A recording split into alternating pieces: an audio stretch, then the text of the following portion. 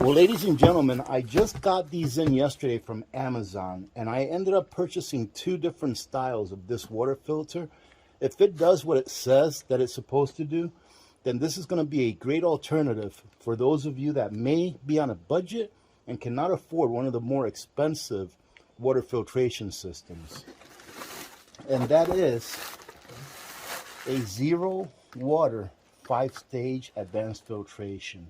So you can see it comes with a pitcher. There should be a filter inside, and even comes with a particle tester right here. Hopefully you can see it, but we'll be taking it out. So it comes with a particle tester, and this is supposed to bring down the particulate level in your water to zero. From whatever it is, supposed to bring it down to zero. So that to me is very exciting. What we're going to do later on is after I open these up for you, is we're going to go out to a little stream, really, pretty much snow runoff that's happening right now because we're during the melting season, and we're going to collect some water. All right, we're going to collect some water from the outside, and let me show you really quick what somebody sent me. One of you all sent me this, and I received it, obviously. Somebody that has a 3D printer, they sent me this so that I can use for whenever I'm putting rice inside of a 2-liter bottle. And they said all I have to do is just cut a 2-liter bottle, put this on, and then all I have to do then is put the 2-liter bottle where I'm going to put the rice in, put it in here, and then pour the rice in there. Makes your little funnel. Pretty cool. But today, I think I'm going to go ahead and use it to go and collect the water, right? So I've got this cut up already. Let's go ahead and get the water right now before we even start. I'm just going to walk across the road here where there's a pivot on each side of the road that allows water from snow to run off when the snow melts.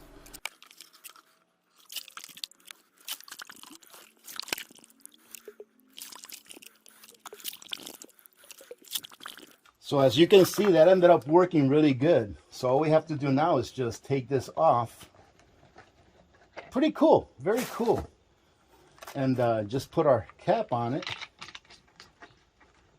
And then this is probably going to be the last water that we test on this. We're going to gradually go up in water quality or go down in water quality testing this to see how it does. So we'll put this to the side.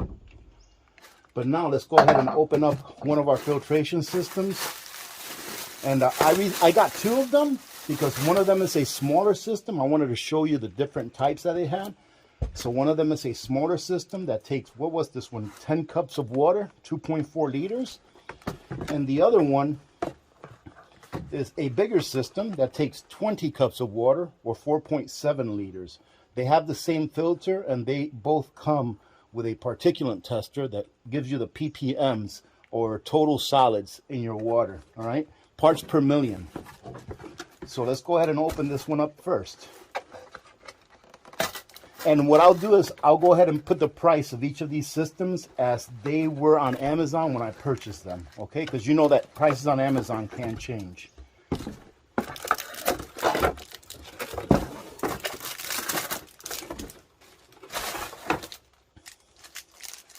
So as you can see, here they call this a TDS tester.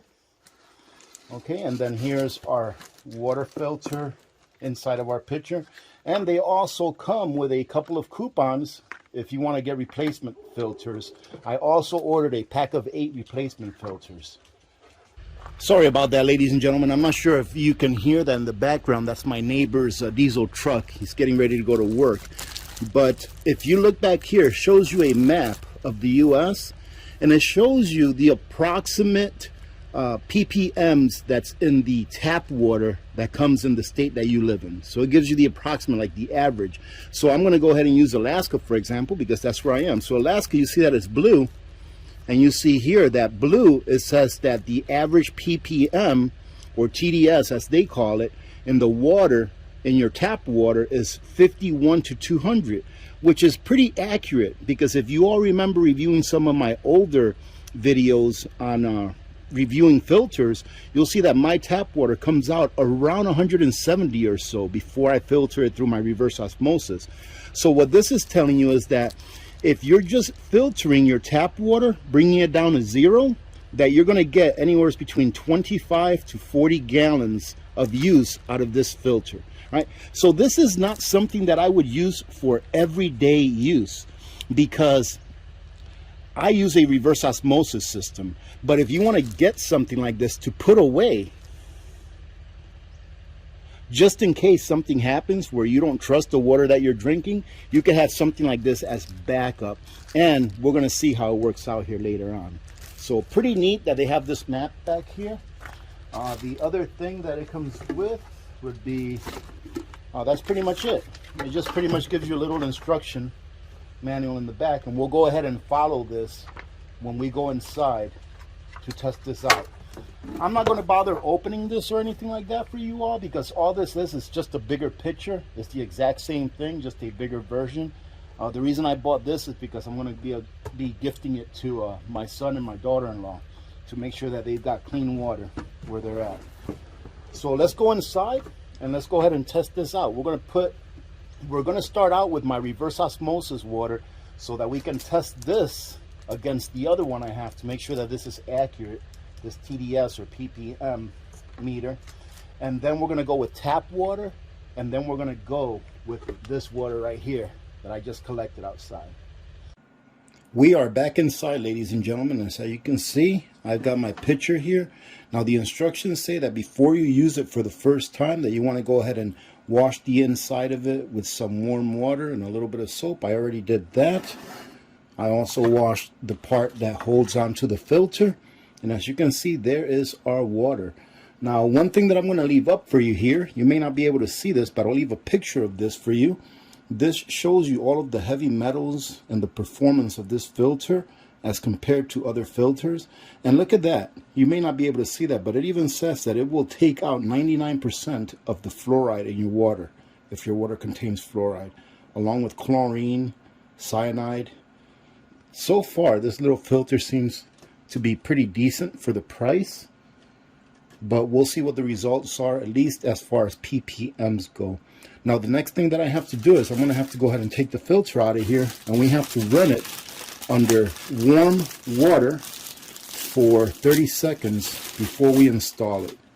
So this is the lid. You have to take this off. It says to run it under warm water for 30 seconds before we install it. So let's go ahead and do that now.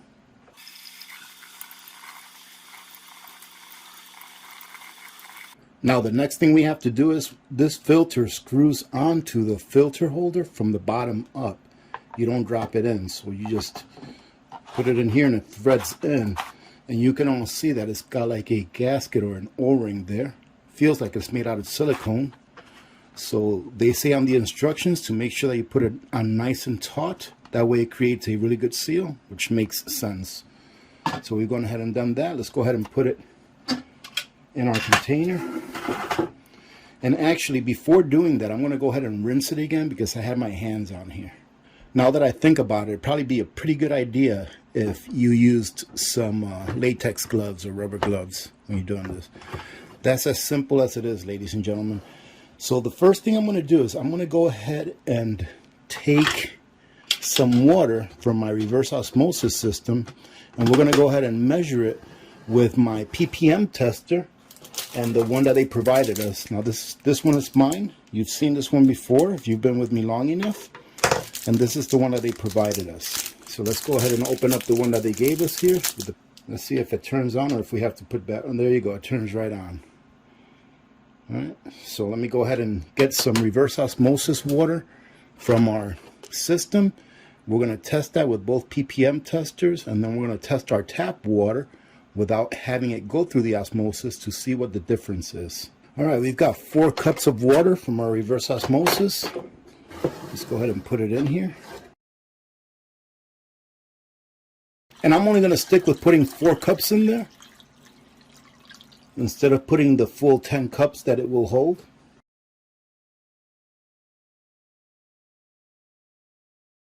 Now while that's finishing up in there, I'm going to push this to the side. I got a little more water from my reverse osmosis system, and let's see what my ppm reader says. Let's see, right there. I think you have to put it on hold here, so let's read it. I got to put it on hold, but I'll see if I can let you see it as well. Okay.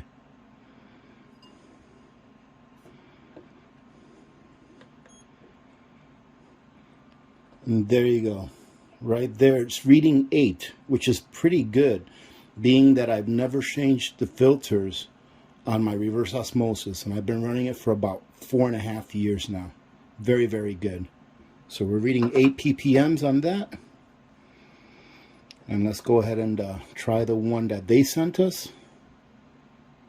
Let's go ahead here. We got to put it on hold.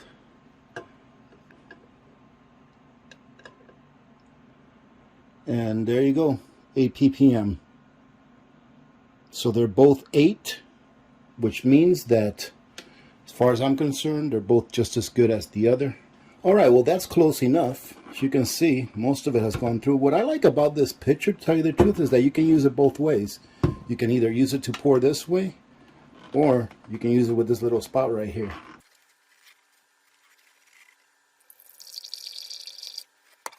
Now, a lot of filters that I've used in the past, they always tell you to make sure you run 1 or 2 cycles through it first before you use it for the first time. But unless I missed it, I didn't see that anywhere here. So we're going to go ahead and test it right away with the first cycle. So let's see what it says. As you can see, we're back at 0. I want to try to bring this as close as I can. That way you can see it. But I can still put it on hold here. If you can see this button, this top button, when you press that, it puts it on hold, and it will actually hold whatever it is. So let's put it down. And look at that, ladies and gentlemen. I'm going to bring the cup up to you. That's pretty amazing. I'm pretty impressed with that. Look at that. I'm going to leave that right there. And I'm going to bring theirs. Here's theirs. Is that 0? That is pretty impressive. It actually cleaned my reverse osmosis water even better than my reverse osmosis system. That is pretty impressive. So now let's go ahead and pour this water out and try the regular tap water. Now, the water that I get from the water haul, when I haul it here, it usually comes out around between 170, 190. Right? It comes out in between that, depending on how long ago I changed my house water filter, because I have a regular sediment and carbon water filter that I have hooked up to my entire house system. So let's go ahead and try that out. All right, so I just put some regular tap water in here. Let's see what happens. As you can see, it's still on 0. Let's put it in here. Oh, there you go. Oh, look at that. My water is looking really good. My tap water. Look at that. 150. That's actually really good for tap water. I believe that anything under 200 is safe, considered safe to drink without any filtration. Let's try the one that they gave us. The hold button on this one and mine are in different places. So, well, we got to turn this one back on. There you go. And the hold button is down here. So let's go ahead and put it in here. Well, this one's reading a little less. Well, let's just put them both in there.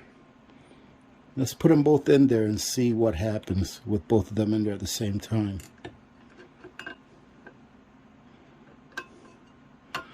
Wow, I wonder why are they off calibration now?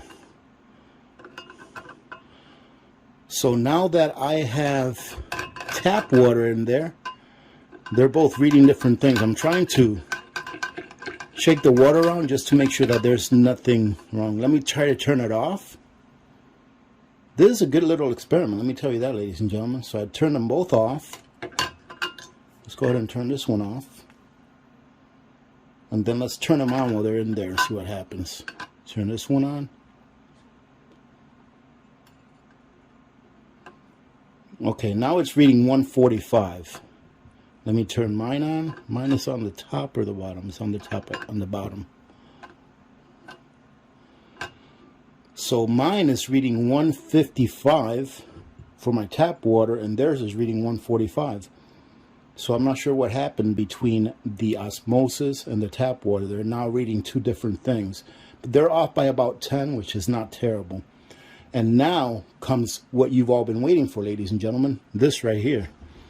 And I'm not going to tell you what Little Miss Alaska Prepper thought that was when I brought that bottle in.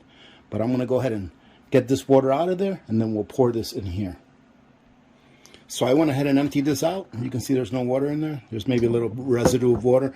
But I went ahead and put some more reverse osmosis water in my cup here, just to check it out again and take a look at that. The one that I purchased a long time ago, the bigger one, it's 8. And the smaller one, the one that they gave us with this, is 6. So they're off by a little bit. But I guess what we can do is we can take the average of the two. All right, so now let's go ahead and open this up and pour it in there. Let's see what happens.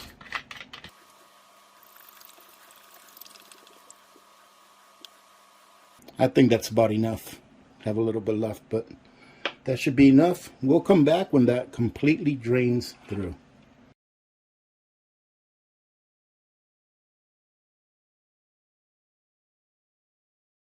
And while that's draining right there, let's go ahead and test this water and see what the ppms are in it. I hope you can see that. Oh my goodness, I can't believe that the ppms in this water is as good as it is. Look at that. 92. Let's shake this around a little bit. So this water that I grabbed from that little stream is pretty clean when you think about it. I mean, I would never trust it, but it's pretty clean. 92, 93. Let's check it with theirs. And of course, before I use these again, I'll make sure I rinse them off really good. Okay, 0. Yeah, very close to each other. This one's reading 90. Wow, that's good to know.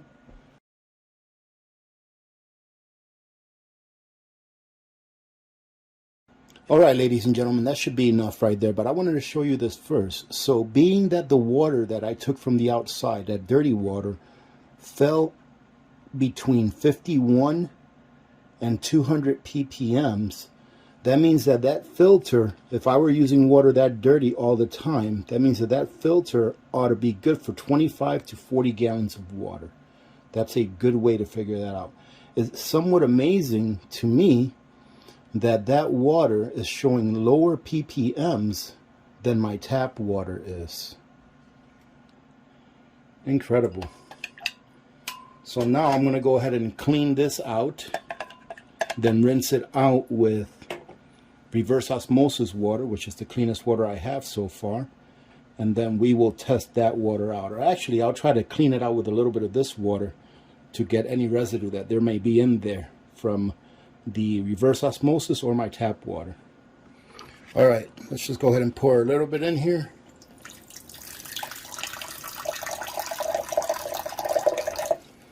I'm going to go ahead and rinse this out and throw this water out, and then we'll test it. All right, we are good to go. Let's put a good amount in here. Now, one thing you got to keep in mind is that this says it's supposed to give you 0. But